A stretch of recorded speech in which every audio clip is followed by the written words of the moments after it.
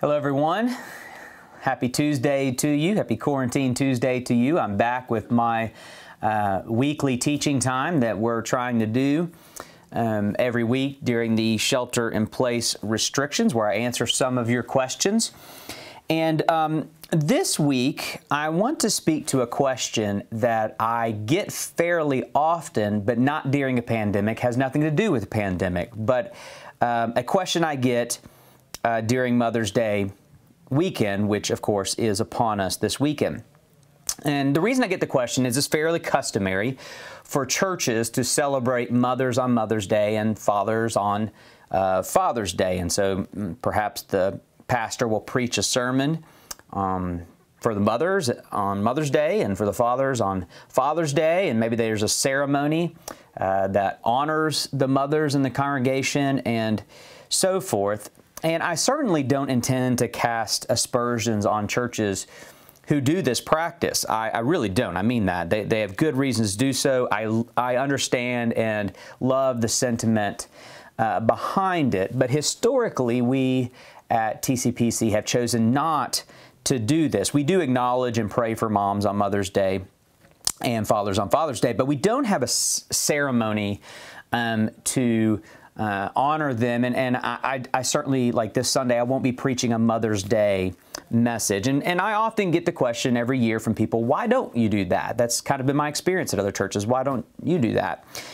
And the answer is twofold. One, there certainly is a sensitivity component to this. For example, I've had multiple ladies tell me that because of their long struggles with infertility, Mother's Day is actually the most painful day of the year, and it only adds to the pain when they attend church and the service is all about the very thing that they're longing for but cannot obtain. And then you've got situations where people have suffered under abusive mothers, people who have been abandoned by mothers, single women of the church who long to be married and have children of their own, but that's not where God has them. Those bearing the deep shame and regret of a past abortion. There are just so many situations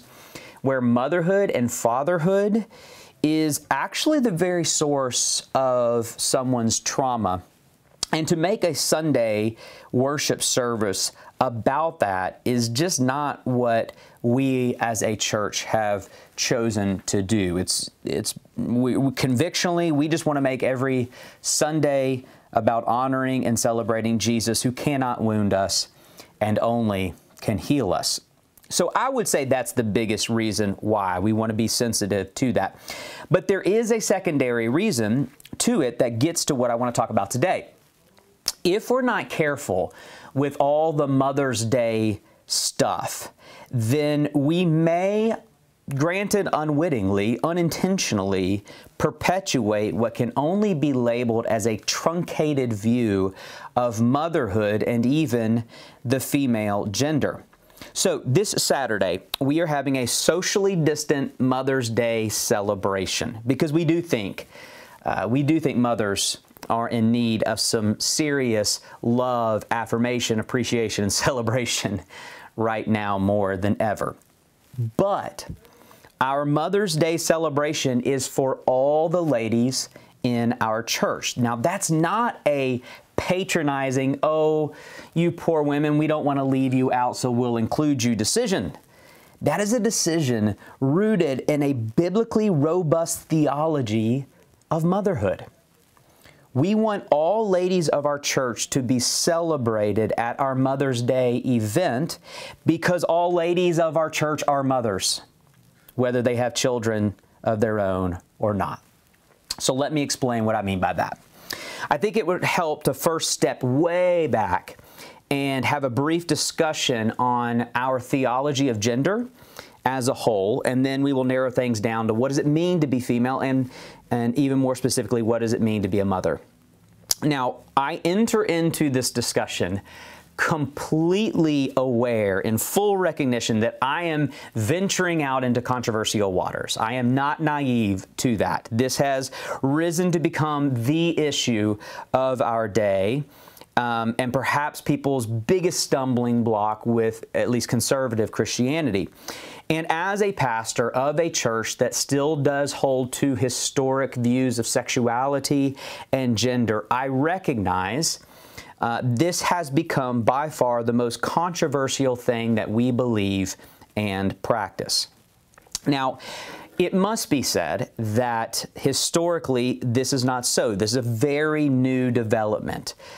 Historically speaking, our view is the view of every strand of Christianity until only the past 50 years where we have become the weird and controversial ones. It also must be said, as I like to remind my progressive Western secular West friends who value diversity so much, put such a high premium on diversity, it must be said that our view is still the predominant view of other cultures outside the West. The cultures that we seek to affirm still hold to these views when it comes to sexuality and gender.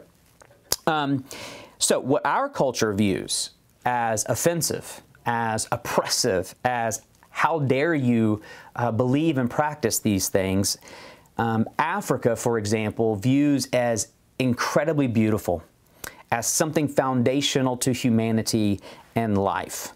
However, that said, I do understand that in our cultural context, this is very controversial. But in my experience, and I do have to have this conversation a lot, so I'm glad I'm able to film a video about it that I can start pointing people to as a conversation starter. In my experience, when we thoughtfully, humbly, carefully, whimsically present our theology of gender, what we really believe about this stuff, I've discovered that people come away, at the very least, less angry and much more understanding of where we're coming from, but even sometimes find the historical view quite compelling, especially in an age of sexual and gender confusion and chaos that many are really struggling with. So give me a chance.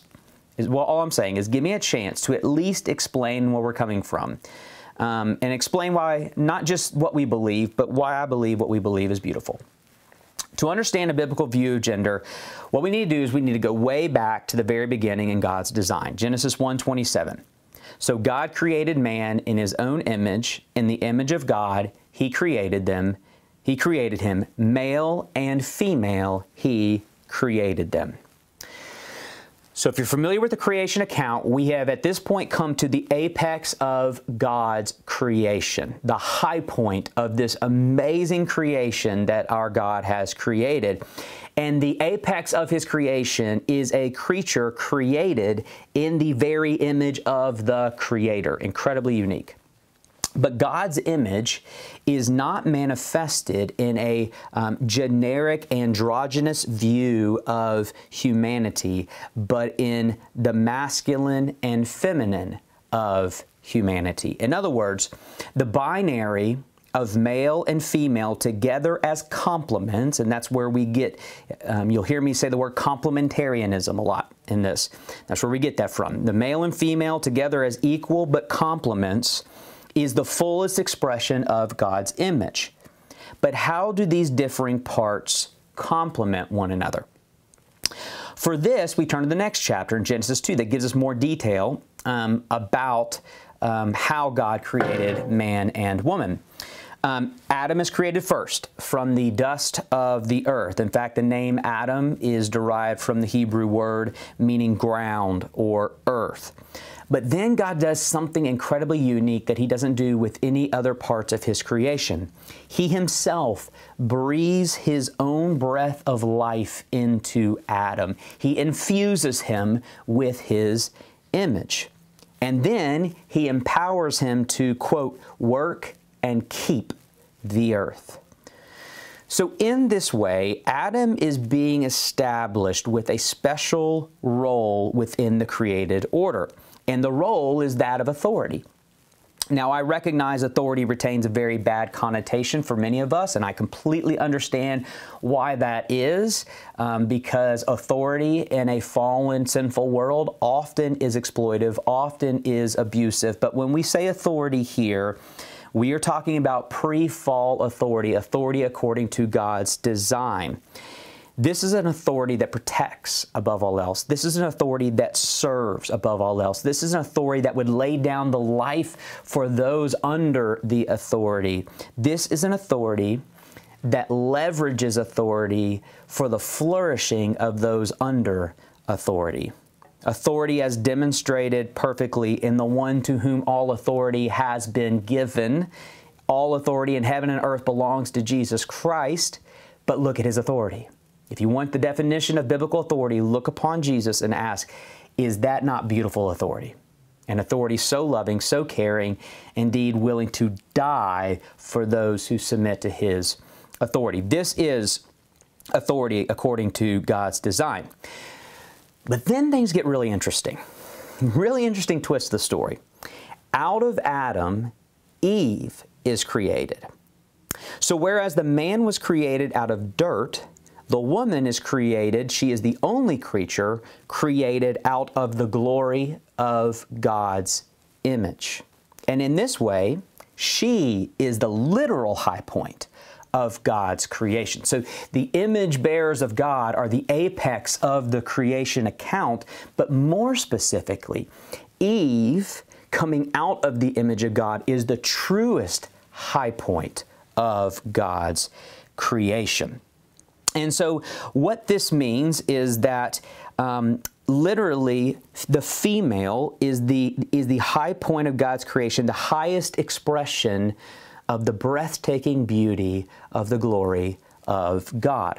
So when it comes to authority, again, authority as defined by Jesus, as designed by God.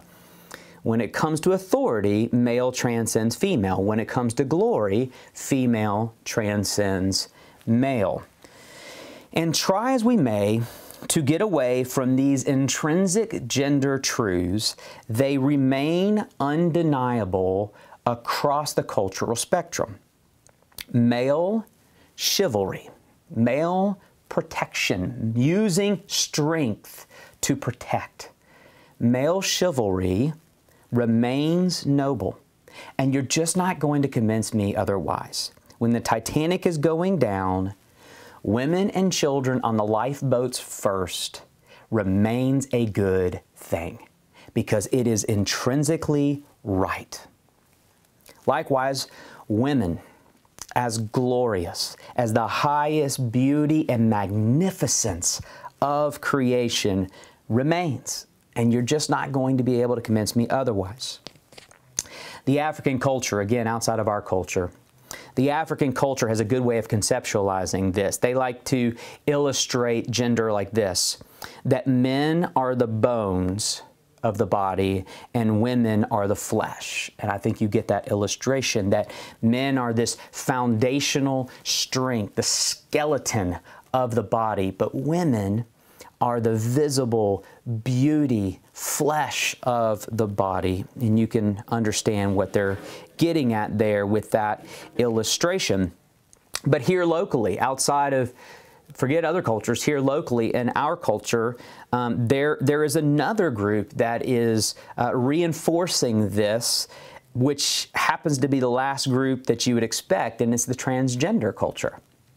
When a biological male identifies as female, what are they identifying as?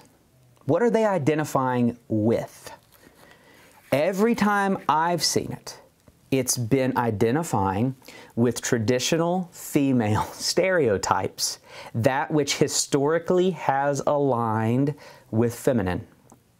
And the same is true of biological women who identify as men. They are identifying with stereotypical masculinity. So even the transgender movement cannot escape some innate difference between male and female, and we believe those differences complement each other. Now, This is where it gets really important, okay? Particularly if you've been listening to me and you agree with this stuff. Many of you probably do. Some don't. Think I'm crazy? That's okay. I'm just trying to explain where we're coming from. But to those who agree with me on this, that there is difference, innate difference in genders, it's at this point that we who still hold to differences must be very careful, and quite honestly, this is what the world is dying to hear from us. Particularly hear from those with complementarian convictions. Here's the caution. There are differences between male and female, but there are more similarities than differences. What is most fundamental is that both are created in the image of God and share so many attributes. There is more commonality than difference. And complementarianism gone awry forgets that fundamental truth. Let me explain. I've got the whiteboard today because I think it's important to kind of illustrate this. But those who've watched me teach and lecture with the board before know that this could get messy, but it'll help. I think it'll help us understand. So we're talking about different views of gender. I'm going to be really simplistic. Forgive me for oversimplifying things here, but I don't have the time to get into the nuance. There are essentially two views here. Egalitarianism and complementarianism, okay? Egalitarianism, to my egalitarian friends, I know that I'm not representing your view as nuanced as possible, but just for the sake of comparison, the egalitarian view would view male and female as essentially the same. Again, oversimplification. There are biological differences. There are even innate differences. But when it comes to roles that they play, certainly positions they hold within the home and within the church, there is no difference. Male and female are the same. Okay. Then comes complementarianism with a different view. Complementarianism. Well, I'm going to say this: bad complementarianism views it like this. Very simple. Male, you know what? That's not even a fair way to put it. I'm going to put it this way because we're talking about bad complementarianism here, right? So it'd be like this. Male, female, above female. So the way that complementarianism would view is that there is a distinct difference and that the two make up the whole. The two complement each other, make up the whole. And this is typically how it works. You read this in a lot of literature of here's how women are, here's how men are, and all that stuff. So the male would be, so the male side of the gender expression, here you find strength. But the female, here you find tenderness. Male side, you find decisiveness. Females, you find processors. I don't know, what would be some others? Thoughtful. Males are thoughtful, good thinkers and teachers and whatnot.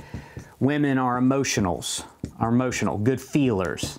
And of course, men are leaders. Women are servants. That is what people think of when they think of complementarianism, and sadly, we've given them a reason to think about it. This is way too simple, and there's a huge problem with it, and it's that it's not biblical in any capacity.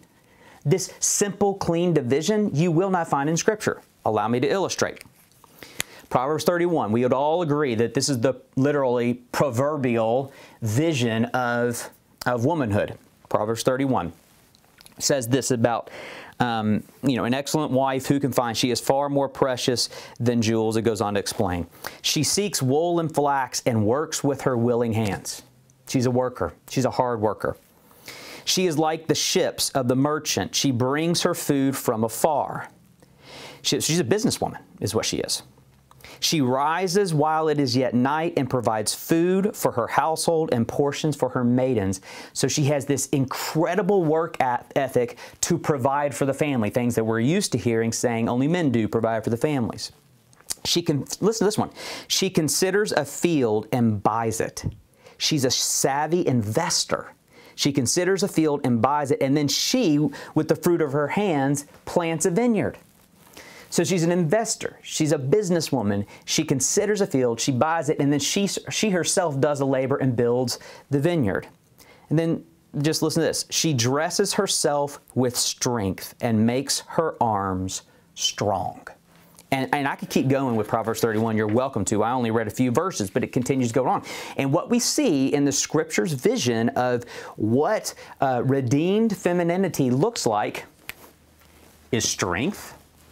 She clothes herself with strength. Decisiveness. She considers a field and she buys it. Leadership. She's running her own finances and providing for the family. She's thoughtful in all this stuff. All of these attributes that we, on the other side of the industrial, now this is you don't find this in agrarian cultures. Agrarian cultures, again, back to Africa, in agrarian cultures, you still find women who are very comfortable with the role thing, but are also very comfortable with their own strength and decisiveness and leadership. Our dear friend, the Bossies in Togo, West Africa, Rose Bossy is... she is the mother of the entire community. Now, she's very comfortable with complementarianism, fully complementarian, views Macklin as the head of their home, gladly submits to authority, but man, she's full of strength and grit and determination. Macklin will fly over here for 3 weeks, and she's got not just her kids, but an entire village of kids. This is very common in agrarian society. They get this. And post-industrial revolution, that gave way to kind of the Mad Men phenomenon of men going off to work and providing, and women just stay home and you know, clean the house and all that stuff. These are stereotypes that we've applied to complementarianism.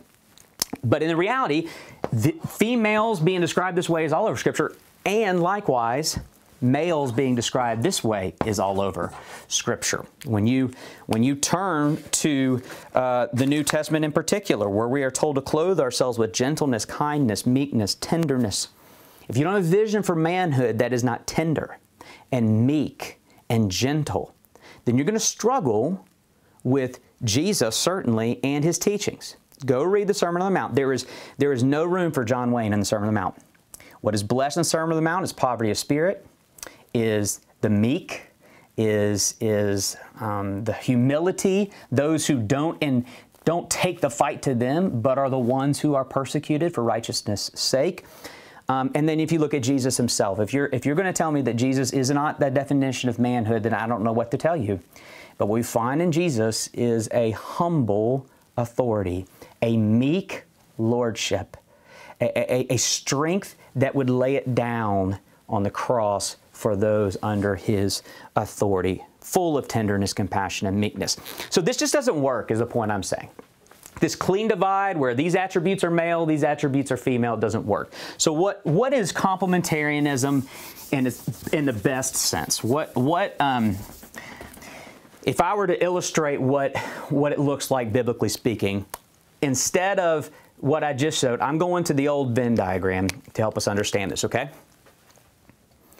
So this is complementarianism done well.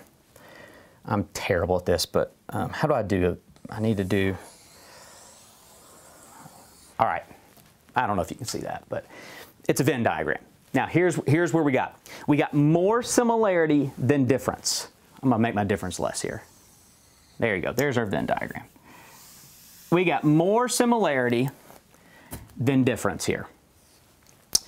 So within this, all of those attributes we were talking about, strength, but tenderness,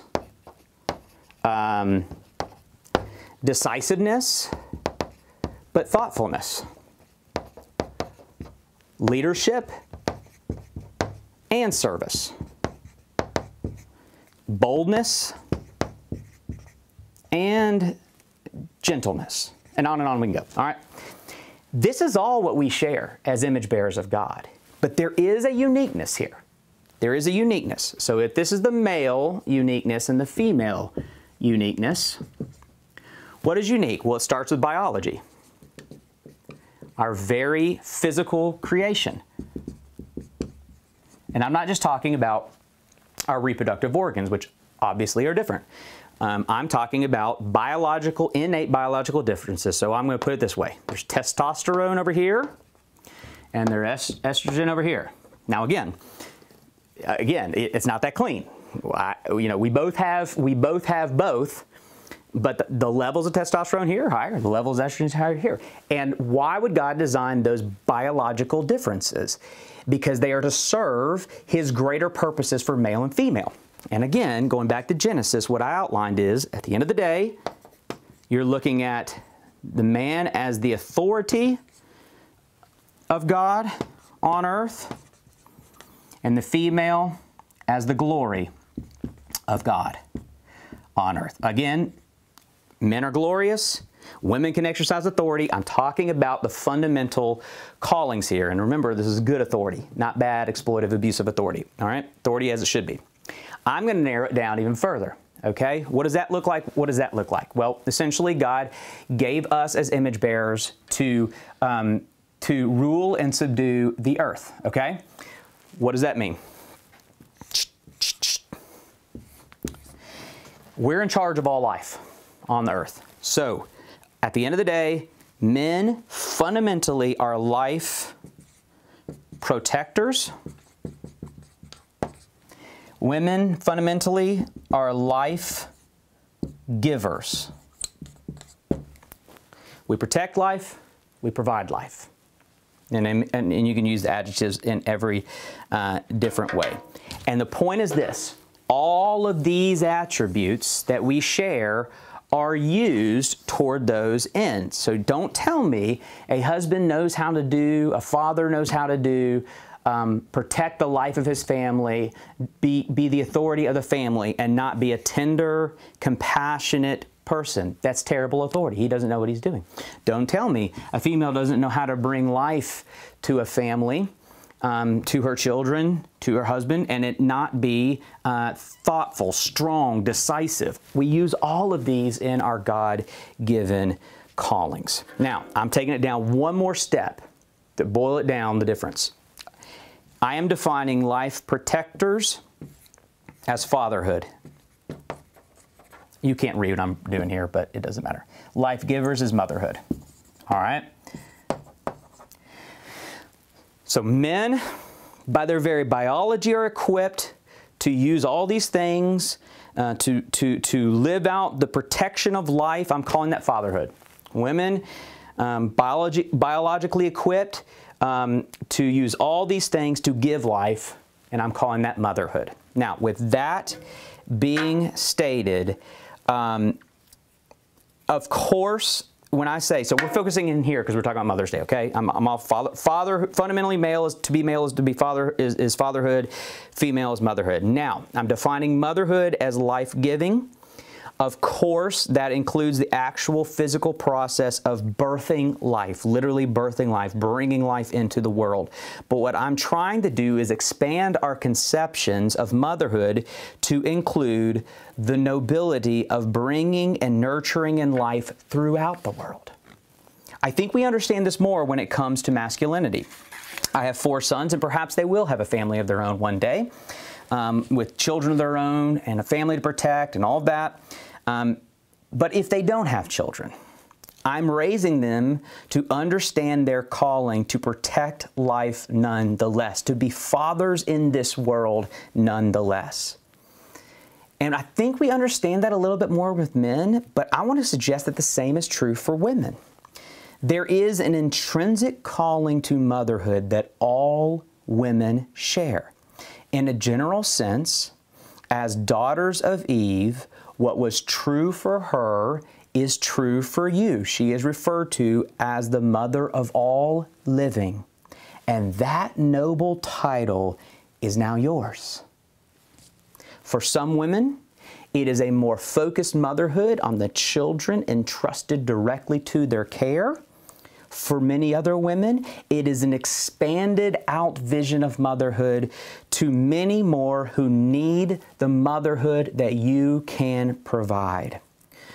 So on a theological basis alone, Mother's Day celebration includes all women who have been entrusted with Eve's honorable title, Mother of all living.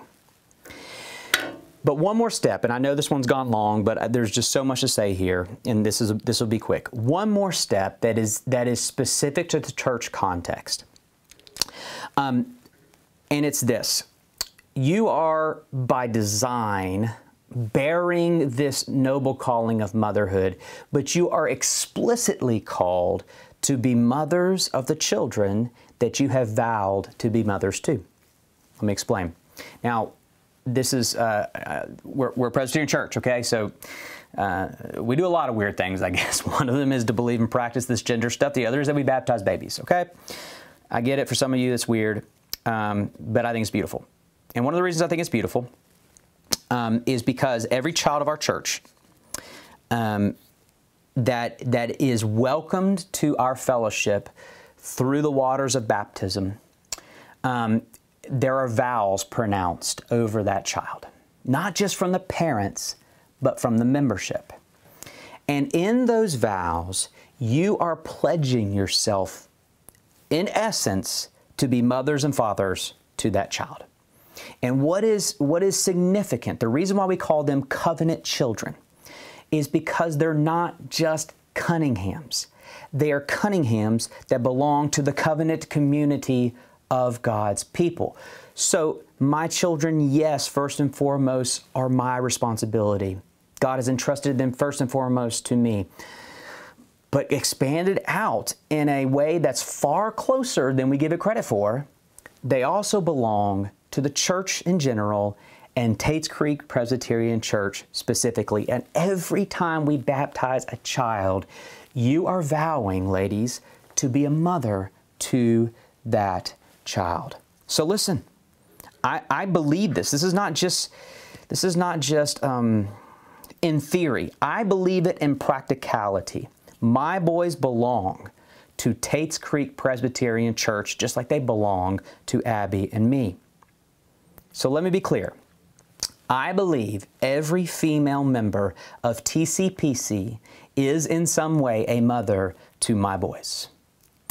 And I've seen that play out in countless ways that I wish I had time to go into, but this is rooted in Jesus and His vision of His family. That interesting passage where they say, where it says, and his mother and his brothers came, and standing outside, they sent to him, to Jesus, called him. The crowd was sitting around him, and they said to him, your mother and your brothers are outside seeking you. And he answered them, who are my mother and my brothers? And looking about at those who sat around him, he said, here are my mother and my brothers. For whoever does the will of God, he is my brother and sister and mother. That's a radical teaching in the context of Jesus that had this idolatrous view of the nuclear family, where He essentially says, hey, this is my family. You are my mother. You are my brother. And the same is true of every covenantal family. Meaning this, God forbid, if something were to happen to Abby, or if something were to happen to me, or something were to happen to both of us, my kids will be just fine. I believe that with all my heart, because they belong to Tates Creek Presbyterian Church with hundreds of mothers and fathers. And I have no doubt in my mind that they would be cared for by all these mothers and fathers. Paige Benton Brown, if you don't know who Paige is, she's a phenomenal, gifted lady who believes all of this stuff, but is not afraid of her strength and her gifting. And you just need to get to know her, her teaching and ministry. It's amazing. But anyway, she's had a personal, not just from afar, but a personal impact on our family. Huge role in my wife's conversion, discipleship, dear, dear friend of our family. And her parents, Pam and Wilson Benton. Anyway, Paige likes to tell a story. Pam, her mother Pam, tells it too. And it's about the first time that Pam and Wilson Benton left their kids with other people while they left on a plane trip. And I think, Paige, Pam, whoever's listening, I think I remember this right. I think it's Miss Judy. I think they were left with Miss Judy, okay? Miss Judy is a is a dear friend of theirs, a fellow church member of theirs. So they left the kids with Miss Judy and they flew off somewhere. And Paige realized at one point that my parents are on an airplane going on a trip. And she came to Miss Judy and she said, what happens if they don't come back? And without missing a beat, as if it was just common sense, Miss Judy said to Paige, oh, well, if that happened, I would take you in as my precious child. And then she said, in fact, Paige, you are my precious child. And with that news, that security of Miss Judy's motherhood, Paige just said, okay, and went back out to play. And this is the level of community that God designs. This is the nature of a covenant community, family of God, where we are all mothers and fathers and brothers and sisters to one another. So that is my very long, and forgive me for being longer this week. I won't be longer next week, but I'm picking up a topic that I need some time to speak to. That is my very long explanation, which is meant to be an invitation to every woman of our church. Come, let us celebrate you this Saturday as the noble mothers that all of you are. Mothers because you are daughters of Eve, thus mothers of all living, and mothers because you have vowed to be a mother to every covenant child of our church. So to all of you, happy Mother's Day. We'll see you back next Tuesday to answer more of your questions. Much shorter next week, I promise. Love y'all.